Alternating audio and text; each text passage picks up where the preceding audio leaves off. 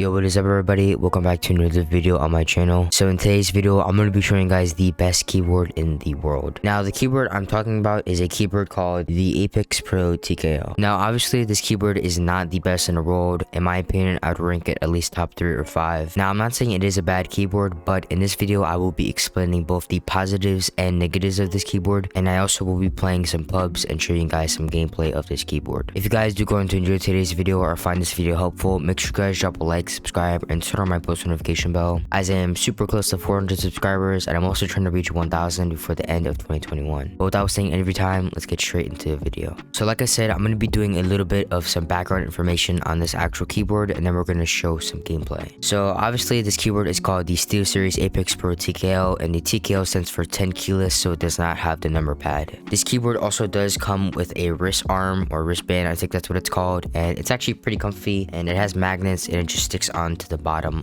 of this keyboard. So as you can see, I put it on, it just sticks right on. So the switches that this keyboard actually has are switches called Omnipoint Switches, and pretty much Omnipoint Switches are adjustable switches. So you can actually adjust the actuation point on this keyboard, which registers the key press. So at one point, if I am correct, this keyboard was the fastest keyboard in the world. The lowest actuation on this keyboard is 1, which makes it the most sensitive, and you barely need to press any pressure on this keycap in order for it to register the actual key press. And the highest actuation point is 10, which is the least sensitive, which means that the keys will need to be pressed down very deliberately to register. But the best part about this keyboard is that the actuation is actually customizable, which is why this keyboard ranges from $200, and why it's so expensive is because you actually can change the key presses or how hard you need to press, or also known as the actuation. This keyboard actually has ABS keycaps, which is kind of a negative because eventually these keycaps will start to develop a shine and feel different over time. Me personally, I actually have been using this keyboard for about over 6 months, and I have definitely experienced that, which is what leads into my first negative of this actual keyboard. So the first thing that I noticed when I actually purchased this keyboard was if I actually take one of these keycaps off really quickly,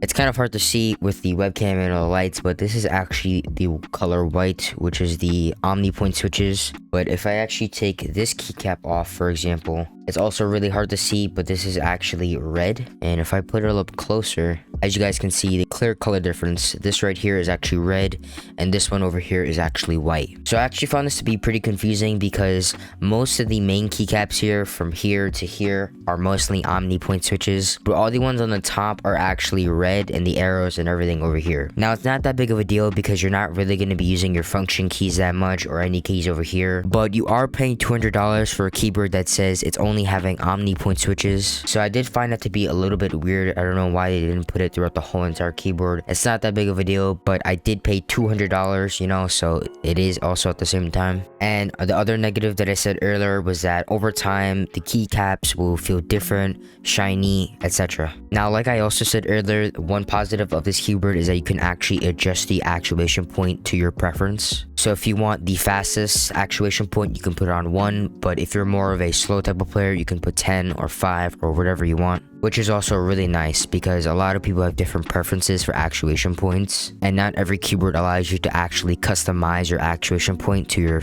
preference, which is also one reason why I really like this keyboard. Another thing it comes with is, I believe this is called a LED screen if I'm correct, and this is like, I guess you can put a little picture if you want there to like show on your keyboard, and I forgot what this is called, but you can control the volume with this, and you can also use it for your music and stuff. So if your music is too loud, you can lower it, or you can put it up, and you can also use this display screen to actually change your actuation point. Another thing I forgot to bring up is the actual kickstands in the back of the keyboard. So as you guys can see, it just has these simple kickstands, so you can only put it as one option, so you can't like put it halfway like this.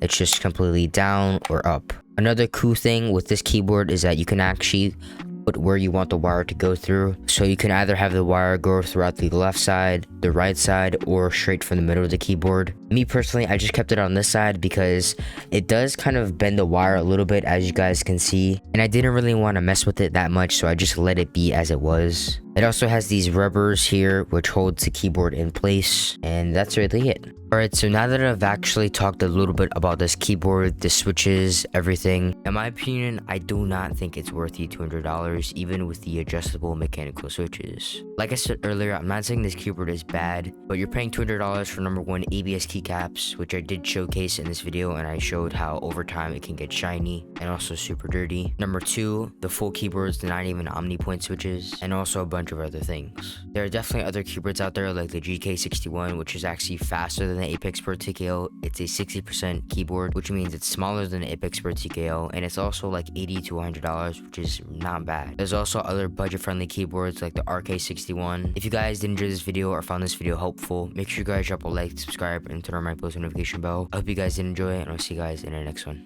Bye guys.